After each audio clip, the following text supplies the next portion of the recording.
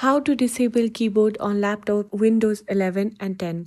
Hello everyone, welcome back to our channel. In today's video, I'm going to show you how to disable your laptop's internal keyboard on Windows 11 and Windows 10. This can be really useful if you need to clean your keyboard or if you're using external keyboard. First, let's get started. Click on the Start menu and type CMD in the search bar. When the command prompt appears, right click on it and select Run as Administrator, then click Yes when prompted.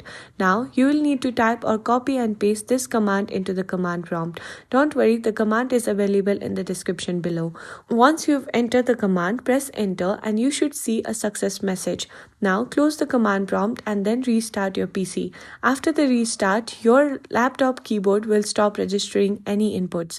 But in case you change your mind, here is the command if you want to enable your keyboard.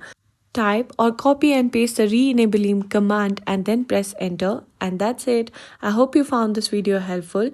If you did, please give it a thumbs up, subscribe to our channel, and I'll see you in the next video.